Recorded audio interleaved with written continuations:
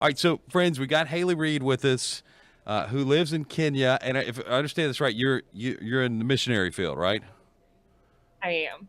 Outstanding. All right, so you were in Israel though for what, the past couple of days? How long were you in Israel?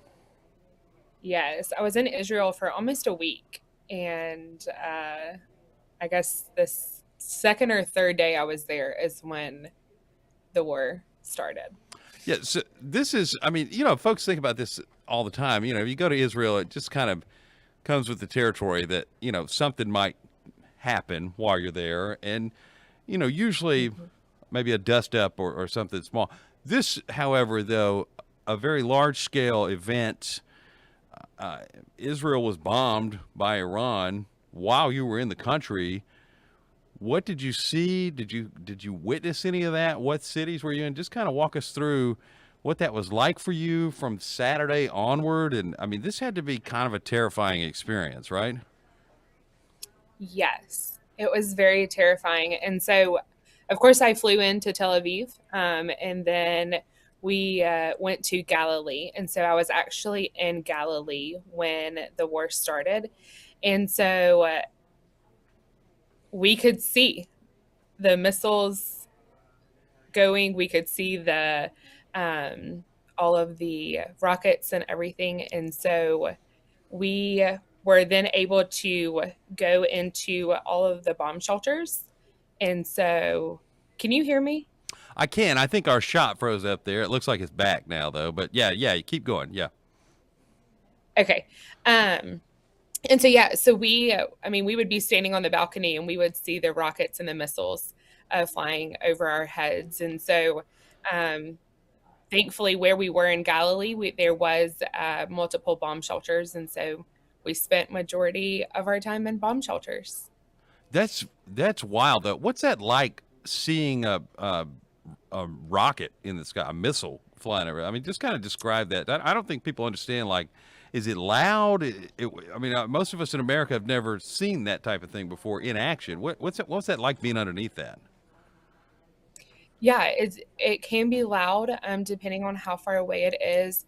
Of course, in Israel, they do have that Iron Dome, which I didn't know even existed. And so the amount of missiles that were shot over compared to the ones that were actually able to get through that Iron Dome was a significant difference. But we, at all times, you could hear fighter jets above us. You could hear the rockets and the missiles. And so on our phones, we would get alerts, and so that would give us 10 minutes that they could see that a missile was launched in our direction. And so we would have like a 10-minute time frame, and then after that 10 minutes, if it was coming closer and it was got through that Iron Dome, we would have 15 seconds to get to um, the bomb shelter. Wow. And so we would just spend our time there. It's just remarkable. First and foremost, just praise God that you're okay and that the folks with you as Yeah. well. You were able to get out. Tell us about that. What was that process like getting back to Kenya from Israel? Yeah, so we spent 3 days in Galilee in bomb shelters, and then we were able to drive to Egypt. So we drove to the border of Egypt, we crossed the border, and then we continued our journey to Cairo, Egypt. And from there, we were all able to fly out. I was with a group of about 120 women in ministry, just ministry leaders from all over the world. And so once we got to Cairo, then we all were on different flights back to our home. And so the last group just landed back in America. Wow. That was What's in what's that drive like? How long? How far are we talking to get to Cairo from Galilee? it, it took us 19 Oh hours. my gosh. That's- So we split it up in a 7 hour and then one day and then 12 hours the next day. wow. 19 hours. My goodness. So, Yeah, so it's for the folks here in Columbus, you did you grow up here in Columbus? You got family here in town. Tell us your Columbus connection. yes, I was born and raised in Columbus. Columbus will always be home. And so my family is still there. My parents, my older brother is a pastor in Columbus. And so and then I have a younger brother that's in Atlanta. But yes, Columbus is home and will forever be home, even in the midst of living in Kenya. Outstanding. Well, listen, we're proud of you and the work that you're doing, and were you able to talk to your parents, your family through this whole ordeal, or was there ever a time where you didn't have cell service? Was it any of that? Tell us about staying in touch with them.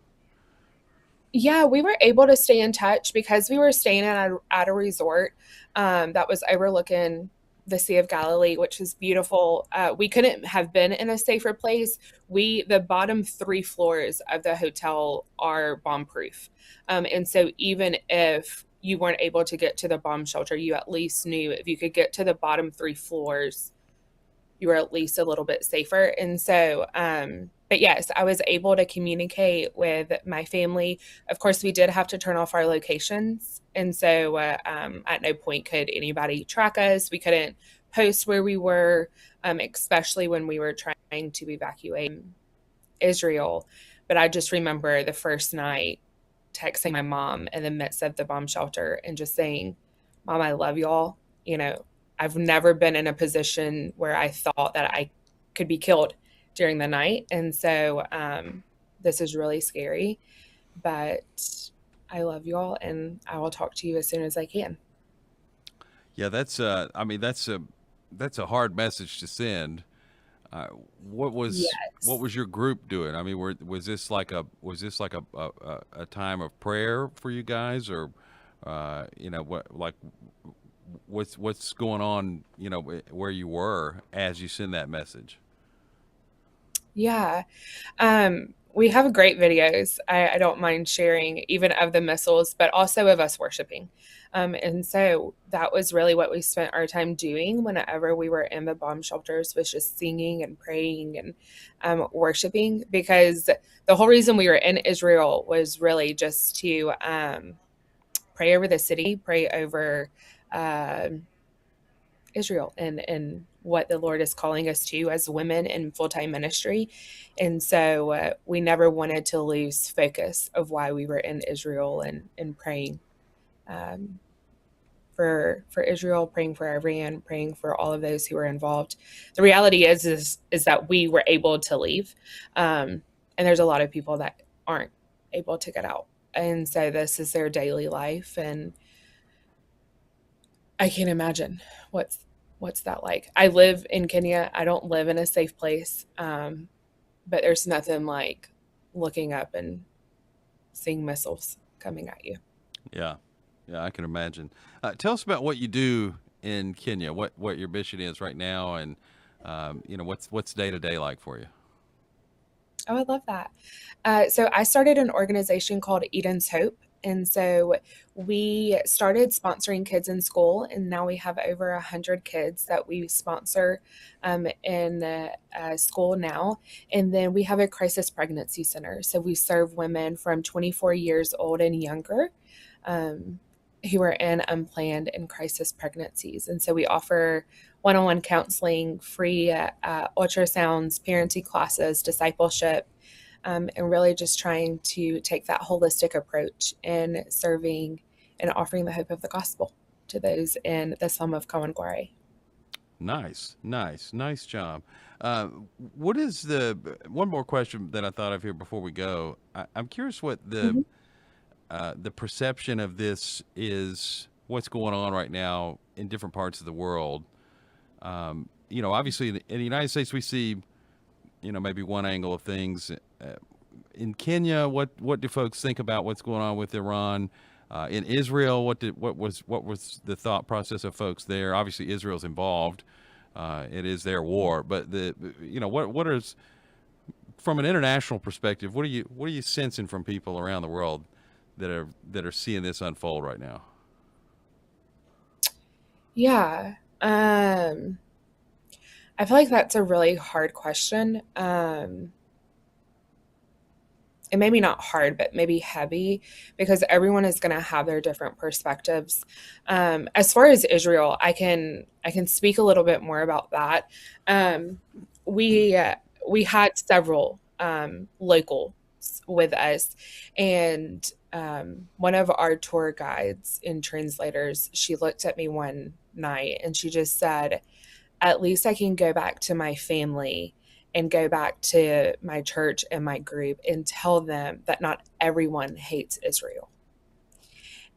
And I think that, and welcome to Kenya, where Did your power power just goes go on. out?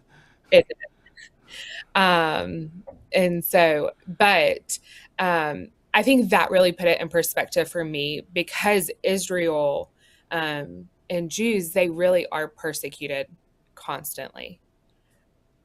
I don't know what is going on.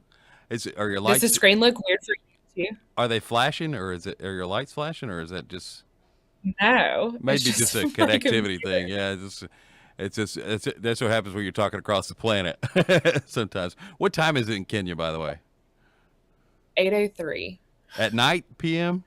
I, it Yeah, is. gotcha. Okay, Yes. cool. Yeah, so noon here in the Eastern time zone, here at home in Columbus. Well, that's interesting though. I think that yeah, I'm glad we asked that question, because it people feel one way or another about Israel, but I think she's right though. Not everyone hates Israel. They have a strong ally in the United States, obviously, and so working together right now as well. So interesting perspective there. Did I lose you? Are you back? I'm trying to fix the screen, but Gotcha. it's not fixing. That's okay. Don't worry about it. I think we've got enough here. Oh, there it goes. I'm I just think it's. I want to give you a chance before we go. Have you got any other thoughts that you want to offer up for us, or want us to know about what you've been through this week? I think just continued prayers, just asking people to pray and intercede for those that are still there, for those that were in the midst and now somewhere safe. It's been a lot. I wouldn't, yeah, I wouldn't recommend this for anyone, and so it's going to take a while to process and to get through this. Gotcha. Well, thanks for your time. I would like to stay in touch with you and talk to you some more. If you have those opportunities, and For sure.